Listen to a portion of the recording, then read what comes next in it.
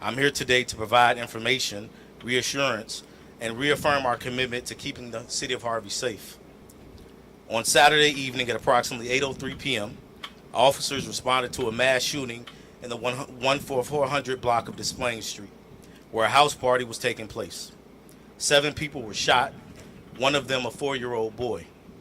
Thankfully, all of those injured, including the child, are all in stable condition.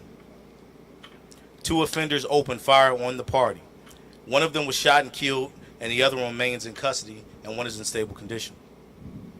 This early that same morning, around 4:50 a.m., our officers responded to the 200 block of Calumet Boulevard, where a man was found deceased in a minivan, who was the apparent victim of a targeted shooting where over 30 rounds were fired. We believe that this was a retaliatory act that was related to the earlier incident. There was another occupant in the vehicle who was not injured.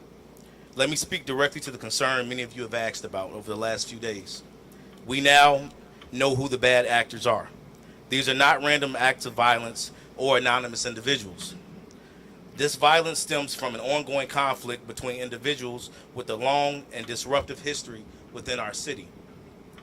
We are very familiar with them, and frankly, they have caused harm within our community for far too long. These people have been the source of multiple disturbances, including previous acts of violence and intimidation. Our department has intervened in the past, and we are now actively engaged in efforts to stop this cycle before it continues to escalate. We are not just investigating, but we are also looking to mediate the situation. We are exploring every legal and community-based tool that are available to us, and we will be reaching out to credible messengers, neighborhood leaders, and mediation partners to de-escalate this feud. Let me be clear. We will not allow a senseless rivalry to hold this city hostage. We are pursuing charges where applicable, and anyone who continues to endanger this community will be held accountable. These incidents are serious, but they are also isolated. There is no ongoing threat to the general public. Still, we understand the fear and frustration this has caused to our community.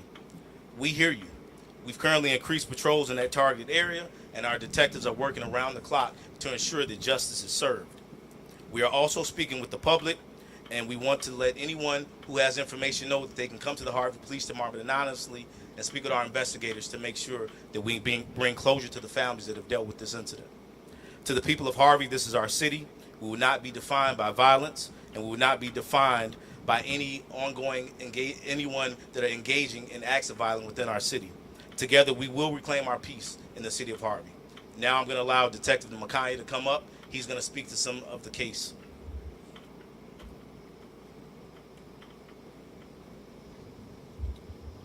Before Detective Bagaya comes up, I'd just like to say a few words. My name is Deputy Chief Charles, Charles. I'd like to speak directly to what we know about these incidents and the individuals so far.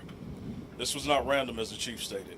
These were not acts of senseless or spontaneous violence, and what we're seeing is a part of a long-running conflict between two groups of individuals who have been at the center of multiple shootings over the years.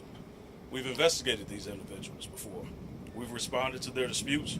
We've talked with the family members, witnesses, and neighbors, and we've documented a pattern of violence that has now escalated again with devastating consequences. Here's what the pattern looks like. On August 14, 2018, this all began when individuals connected with one of the offenders were injured in a weekend shooting that the individual was killed on 14620 South Halsted. On July 28, 2019, the same individual injured in that weekend shooting was previously shot at 15646 South Myrtle. On September 28, 2020, that same individual was targeted again, shot at, though not hit, near 14519 Kentucky. On October 1st, 2023, that person's cousin was shot and killed. Then on November 8th, 2024, 3 gunmen followed this individual and his girlfriend. They fired at him but struck and killed the woman instead.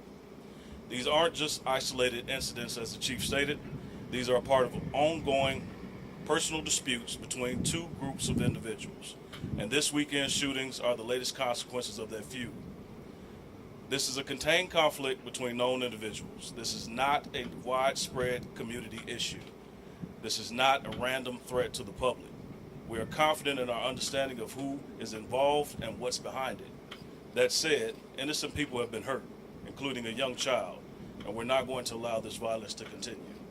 We'll now bring up Detective Magana if you have any questions specifically about this weekend's past incident.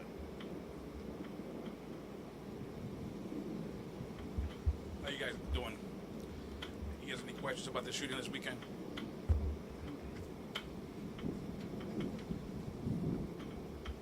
Okay. I do ask if anybody has any information about the shooting, any suspects information or any video in the area, please contact us, and we'll keep you guys anonymous. Thank you.